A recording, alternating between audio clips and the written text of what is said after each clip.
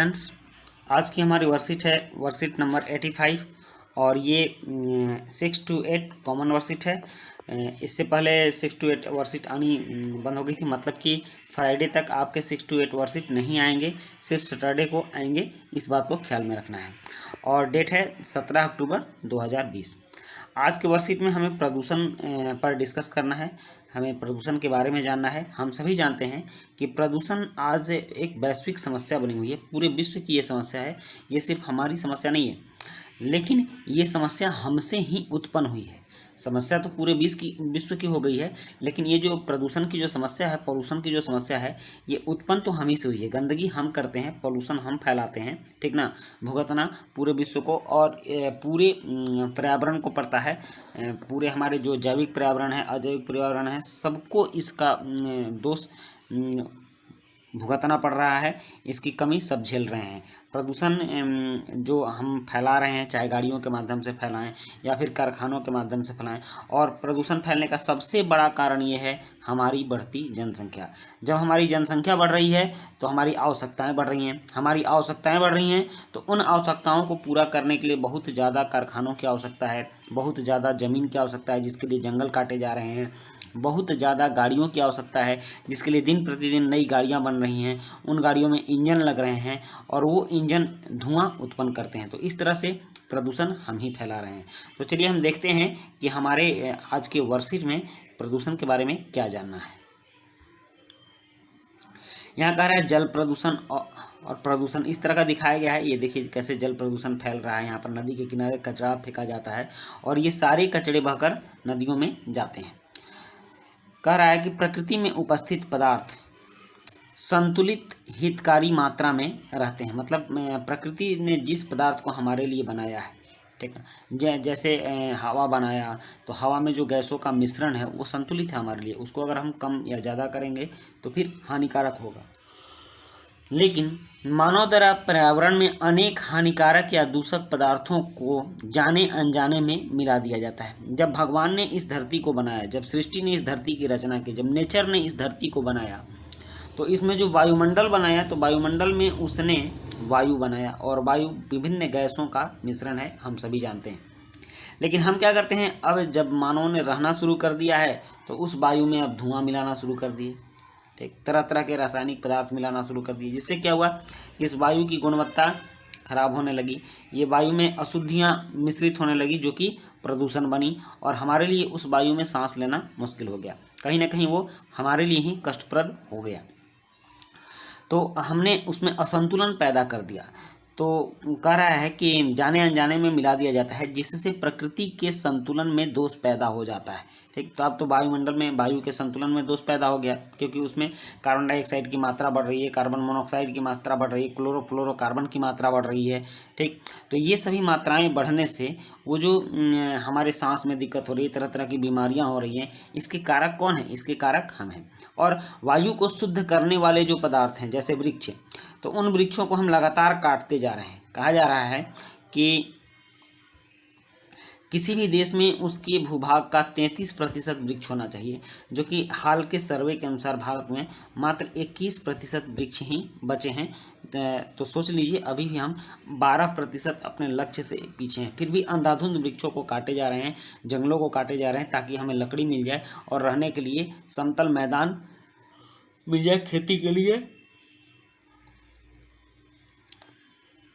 आपको भूमि मिल जाए। इसलिए हम जंगलों का सफाया करते जा रहे हैं। नेक्स्ट है, इससे जो संतुलन में जो दोष हम पैदा कर रहे हैं, इसी को प्रदूषण कहते हैं। हवा में दोष पैदा कर दिए, प्रदूषण हो गया। पानी में कचरा डाल दिए, प्रदूषण हो गया।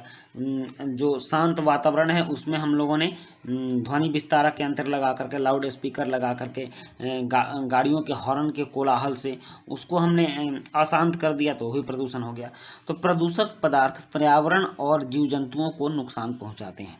अब इस मूल पदार्थ से अलग जो भी पदार्थ इसमें जाएगा, मूल पदार्थ मतलब प्रकृति ने जो चीज़ बनाकर हमारे लिए दिया है, उसके अलावा अगर कोई भी चीज़ इस प्रकृति में हम मिलाते हैं कम या ज़्यादा मात्रा में, तो वो फिर हमें नुकसान पहुंचाएगा, जीव जंतुओं को नुकसान पहुंचाएगा। वर्तमान में प्रदूषण की स्थिति भयंकर हो चुकी है। आप देख रहे हैं कि दिल्ली में क्या होता है इतना धुआं भर जाता है कि कभी कभी स्कूल बंद करना पड़ता है। ठीक, ऑड इवन फार्मूला चलाया जाता है कि कुछ गाड़ियां आज निकलेंगी, कुछ गाड़ियां कल निकलेंगी।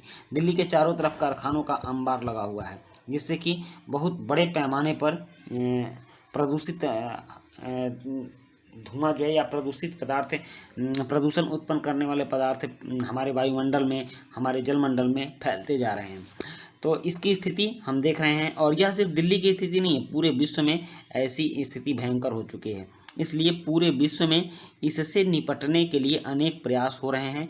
क्या आपने कभी कोई प्रयास किया है? यहाँ एक प्रश्न दे रहा है, क्या आपने कभी कोई प्रयास किया है? आपको प्रदूषण समाप्त करने के लिए किन किन प्रयासों की जानकारी है? तो आपको लिखना है कि आपने प्रदूषण समाप्त करने के लिए क्या प्रयास किया है। आपको इसके लिए जगह दिया गया है, ठीक ना, इसमें आपको लिखना है। और क्या क्या जानकारी है, आप उस जानकारी को भी लिखेंगे, कैसे प्रदूषण को कम किया जा सकता है। और दूसरा प्रश्न है यहाँ पर कि प्रदूषण की हानियों तथा उसके प्रति जागरूकता के लिए स्लोगन लिखिए। आपको एक नारा भी लिखना है, जैसे कल को बचाना है, प्रदूषण को भगाना है। तो आप भी अपने हिसाब से एक नारा लिखेंगे, खुद का बना करके आप एक स्लोगन लिखेंगे। और नेक्स्ट है प्रदूषण के कारणों की सूची बनाइए। तो जल प्रदूषण क्यों होता है, वायु प्रदूषण क्यों होता है, और ध्वनि प्रदूषण क्यों होता है।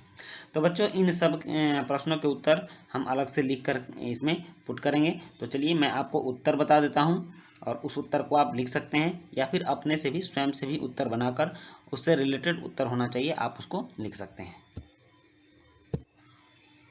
यहाँ देखिए, यहाँ पहला प्रश्न है, क्या आपने कभी कोई प्रयास किया है? आपको प्रदूषण समाप्त करने के लिए किन किन प्रयासों की जानकारी है, लिखिए।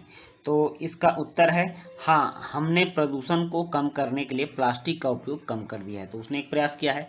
प्रदूषण को कम करने के लिए और भी निम्न तरह के काम किए जा सकते हैं। क्या क्या किए जा सकते हैं? ज़्यादा से ज़्यादा वृक्ष लगाए जाएँ, लकड़ी का उपयोग कम किया जाए, लगाए जाएँ। ठीक, यहाँ बिंदु होगा, ज़्यादा से ज़्यादा वृक्ष लगाए जाएँ, लकड़ी का उपयोग कम किया जाए, प्लास्टिक का उपयोग कम से कम करें, ओके, और छोटी दूरियों की यात्राओं के लिए सार्वजनिक वाहन का प्रयोग करें।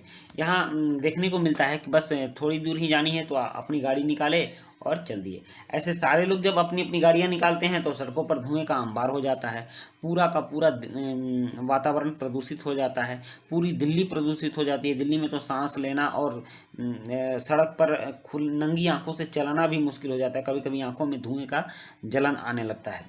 खुले में कूड़ा या पराली इत्यादि ना जलाएं। कूड़ा जलाते हैं उससे भी धुआं होता है, वायु प्रदूषण होता है। पराली जलाते हैं उससे बहुत ज़्यादा मात्रा में धुआं निकलता है। और कारखानों में वैसी मशीनों का प्रयोग किया जाए जो कम मात्रा में धुआं देती हों। नए नए तरह के मशीन लगाए जाएँ, या फिर बिजली से चलने वाली मशीनें लगाई जाएँ। तो इस तरह से अगर हम बदलाव करेंगे तो कुछ हद तक हम पर्यावरण पर संतुलन स्थापित कर सकते हैं, प्रदूषण को कम कर सकते हैं। नेक्स्ट है, दूसरा प्रश्न है, प्रश्न 2 है, प्रदूषण की हानियों तथा उसके प्रति जागरूकता के लिए स्लोगन लिखिए, नारा लिखिए। जैसे कल को बचाना है, प्रदूषण को भगाना है। तो यहाँ मैंने एक स्लोगन लिखा है, लेकिन आप अगर इसी का कॉपी पेस्ट कर देंगे तो अच्छा नहीं होगा। आप अपने स्तर से दूसरा स्लोगन लिखिएगा, लेकिन मैं बता दे रहा हूँ, मैंने एक स्लोगन लिखा है, सांसें हो रही कम, आओ वृक्ष लगाएं हम। ठीक, तो इस तरह के आप और दूसरे स्लोगन लिखेंगे, और दूसरे तरह के स्लोगन को ही आप पुट करेंगे, हूबहू इसको नहीं लिखेंगे। नेक्स्ट है, प्रदूषण के कारणों की सूची बनाएं। तीसरा प्रश्न है, प्रदूषण के कारणों की सूची बनाएं। और 3 तरह के प्रदूषण दिया गया है, इसमें सबसे पहला है जल प्रदूषण के कारण। तो जल प्रदूषण के कारण क्या हो सकते हैं, आप इसकी सूची बनाएं। तो पहला कारण है कारखानों द्वारा कचरा युक्त प्रदूषित जल नदियों में बहाना, इससे जल प्रदूषित होता है।